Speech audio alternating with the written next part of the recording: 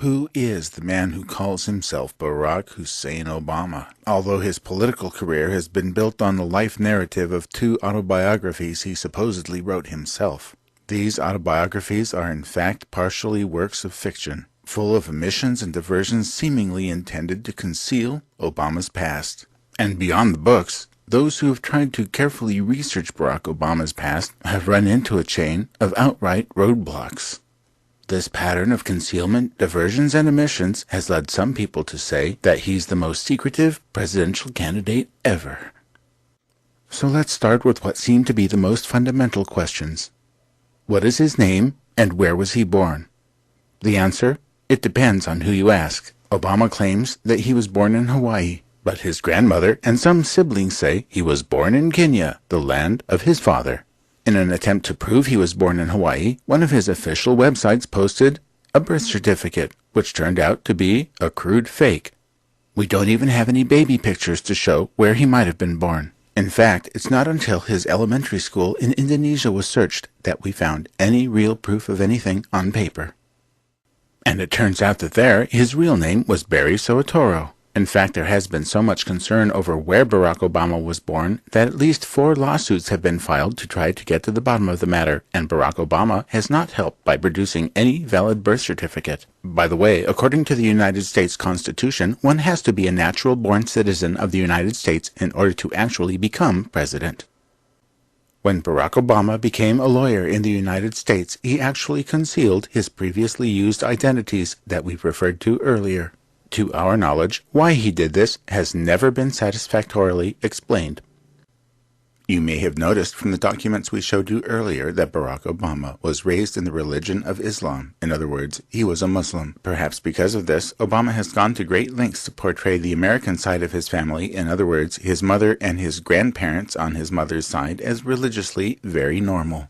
The truth, however, is quite different. Obama's grandparents appear to have traveled halfway across the country in order to attend a very unusual church. This church was nicknamed the Little Red Church by the neighboring churches because of this particular church's support for Red Communist China at a time of high tensions in the Cold War. This church does not appear to make mention of Jesus anywhere, and they take pride in not having what they call Christian bias.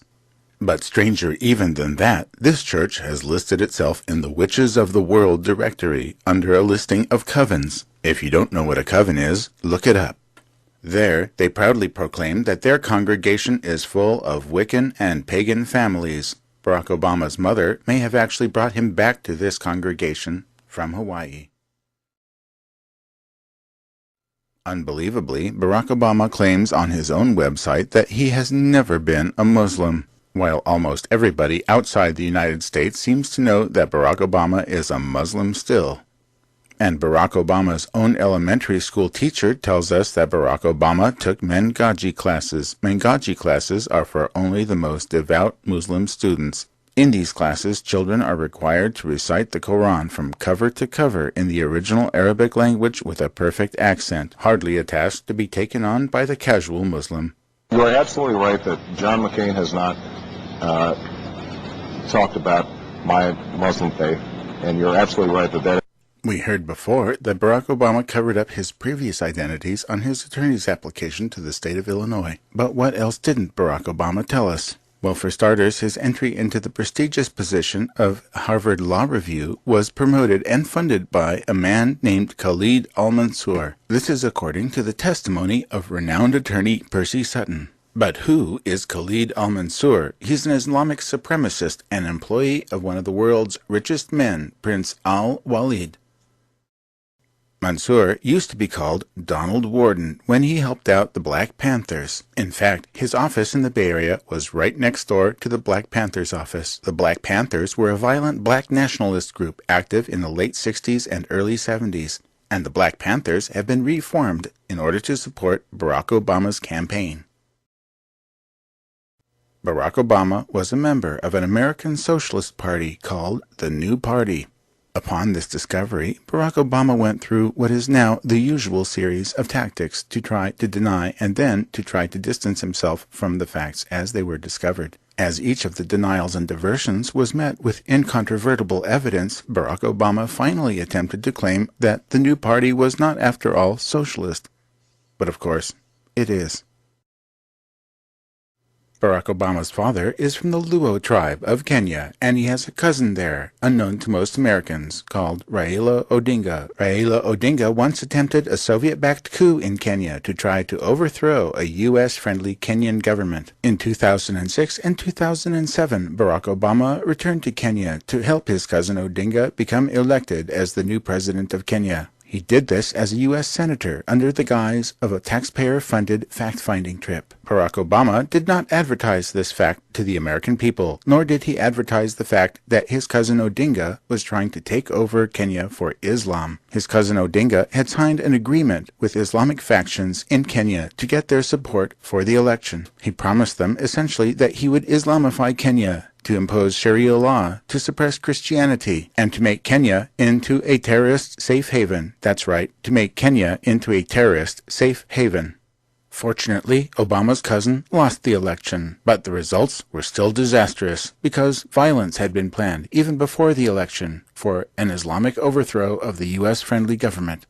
Exactly the extent of Barack Obama's involvement we have yet to find out, but we do know that he was intimately involved in planning Odinga's campaign. This is what's been unleashed in Kenya. Ethnic warfare at its most basic and most brutal. In the town of Kisumu, people are desperate to get out by whatever means they can. One politician became popular with Kenya's poor by pledging to distribute the country's wealth more evenly. We know that Barack Obama was calling his cousin up to 2 times a day at the height of his own campaign, and was frequently exchanging emails with Odinga from his Senate office, giving him advice on how to win. Almost 1,000 people died as a result of election violence, and 50 people were burned inside of a Christian church by Muslim followers of Odinga, while they were trying to seek refuge from the violence. I wish I could show you something here about Barack Obama's college records, but I can't because they've all been deliberately blocked by him, including all papers that he's written or hasn't written. We simply don't know because we can't have access. Barack Obama admits that his grandparents appointed a man named Frank as one of his mentors. This Frank, we have discovered beyond any doubt, is Frank Marshall Davis. Frank Marshall Davis was known to the FBI as a Soviet agent operating within the United States. Much of what Frank Marshall Davis wrote under a pseudonym we can't show you here because it's basically pornographic. However, a number of the themes touched upon in Frank Marshall Davis's literature are in fact reflected in Barack Obama's own speeches and writing.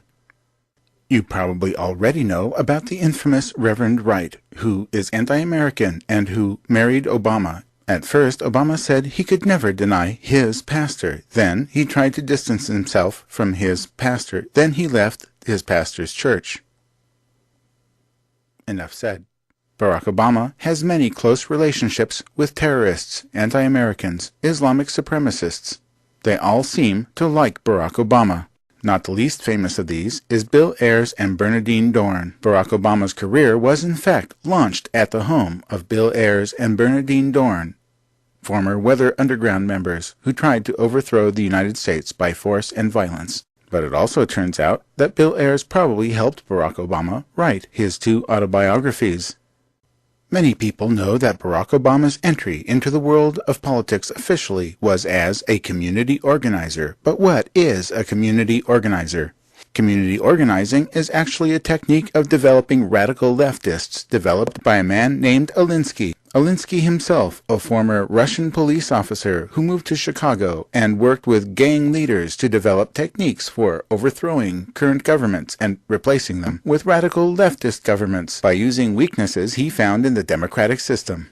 In this role, he was basically following in the footsteps of his mentor, Frank Marshall Davis, as it was stated even by the Communist Party USA chairman. In fact, Frank Marshall Davis had attempted something very similar while he was being watched by agents of the FBI.